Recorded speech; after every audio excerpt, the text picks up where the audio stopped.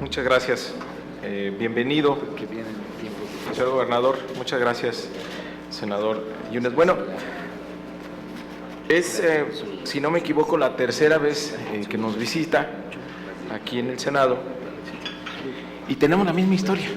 Entonces, y es este juego de que viene el gobernador del Banco de México, nos presenta un escenario muy optimista, con indicadores en lo que todo va bien, y después la realidad nos confronta a otra realidad económica. Yo me acuerdo del año pasado, cuando ya se veía que la economía no iba bien y teníamos la reforma fiscal instrumentándose, yo le pregunté cómo sostenía usted la tesis de que íbamos a crecer por encima del 3.5%, porque el consumo interno estaba deprimido, se estaban frenando las inversiones, Estados Unidos no iba bien, en fin, todos los indicadores nos señalaban que iba a ser imposible sostener que íbamos a crecer al 3.5%, sin embargo usted me dio una respuesta aludiendo a varios factores, recuerdo un mayor crecimiento de Estados Unidos y el mayor gasto del gobierno, y no se dio así. Hoy tenemos exactamente la misma historia, ¿no? Una proyección económica pues que realmente pues nadie cree, pero que se sigue sosteniendo. Es decir, estamos ante un falso optimismo y no hay capacidad de autocrítica en prácticamente ninguna variable. Y se lo digo porque esto tiene consecuencias. El juego de tener falsas expectativas respecto al crecimiento hace que el nivel de gasto que tenga nuestro país sea como si estuviéramos creciendo a esa proyección económica. Es decir, en 2013 se gastó como si fuéramos a crecer al 3.8%. En 2014 se gastó como si hubiéramos crecido también por encima del 3.5%. Y para el 2015 es el mismo juego. Y también en el tema de endeudamiento. Nos endeudamos a partir de una proyección, nos endeudamos como si estuviéramos creciendo por arriba de 3.5%. Y esto va debilitando la credibilidad de la economía mexicana, que es algo que deberíamos compartir esa preocupación. No hay, por ejemplo, en su informe, pues ningún comentario a los niveles preocupantes de endeudamiento que ha tenido este gobierno. Los requerimientos financieros del sector público en 2012 eran 5.9 billones de pesos. Para el 2015 ya están en 7.6 billones de pesos. Un aumento de 30%. Y tenemos una política fiscal expansiva a costa de mayores impuestos y donde no crecimos, solamente nos endeudamos. Entonces no hay ningún comentario respecto de la política fiscal, a pesar, bueno, está claro que usted se encarga de la política monetaria, pero algún comentario merecería la política fiscal, ¿no?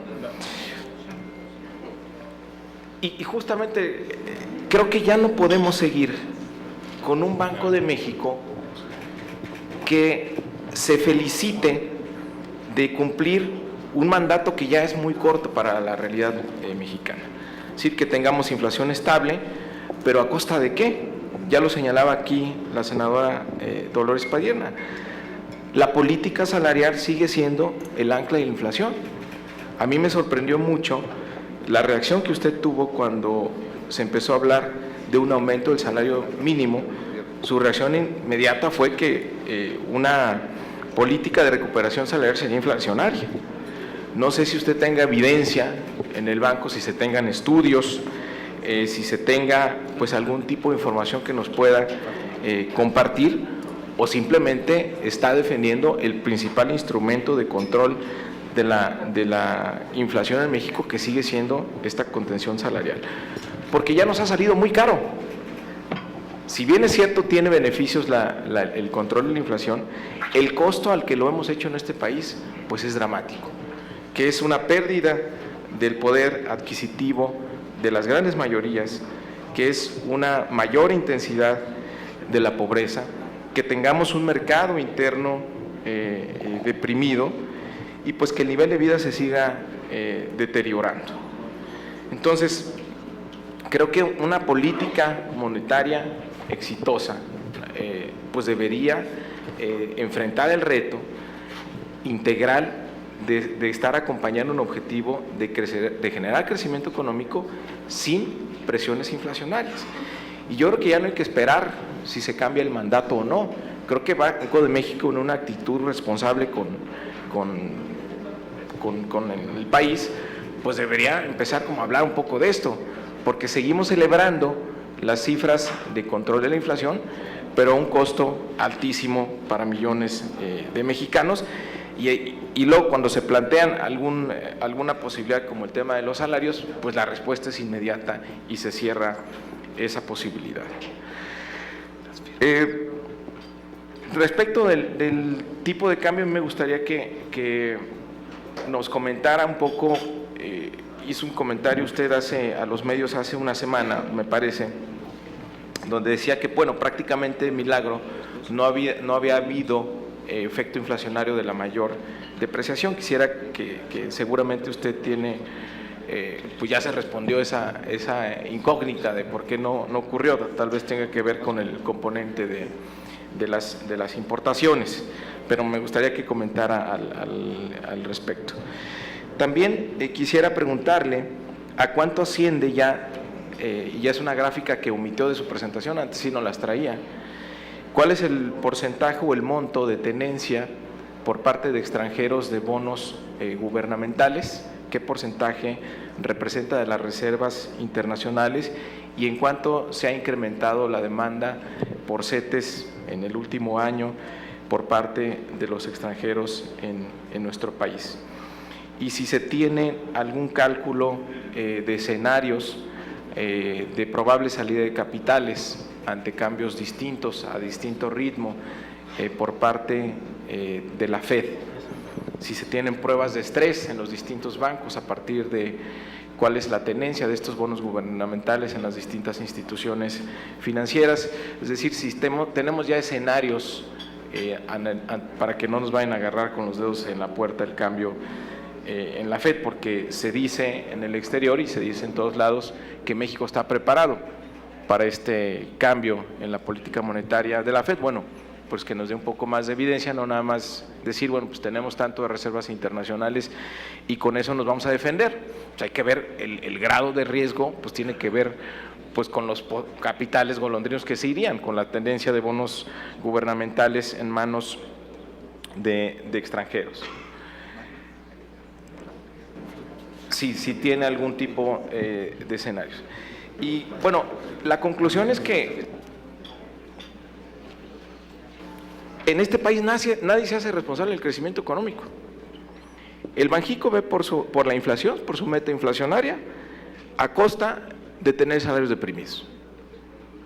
Y el gobierno ve por su caja, ¿sí? Por tener la caja del gobierno relativamente sana, a partir de endeudamiento, pero entonces, ¿quién se hace responsable del crecimiento en este país? Porque ni el gobierno lo hace, él se encarga de su caja y el Banjico de la inflación. Y entonces pues seguimos, ¿sí? O la Virgen de Guadalupe. ¿Cómo vamos a pasar de la estabilidad macroeconómica con estancamiento y precariedad laboral a un crecimiento sostenido sin presiones inflacionarias? Me parece que es tiempo de reflexionar lo que está pasando, lo que estamos haciendo, y ya no es suficiente que se tengan este tipo de informes, que usted nos venga a decir que está cumpliendo con el mandato, cuando la economía del país pues no funciona. Sí, necesitamos que el país funcione, no nada más que el Banco de México cumpla con su objetivo. Entiendo, y creo que el llamado no es a decir, bueno, pues es lo que dice la ley. Creo que deberíamos compartir una preocupación mayor. Si tenemos que cambiar la ley, si tenemos que darle otro mandato al Banco de México, pues hay que hacerlo. Pero no nos podemos ya contentar con lo que tenemos ahora. Si el éxito de su meta es a costa del bienestar de millones de mexicanos, hay que reflexionar lo que estamos haciendo. Si el éxito del gobierno de tener finanzas sanas, de tener su caja suficiente para mantener un nivel de gasto insostenible a costa de los bolsillos de las familias y de las cajas de las empresas, pues también tenemos que reflexionar qué estamos haciendo. Pero ¿quién se hace responsable del crecimiento económico?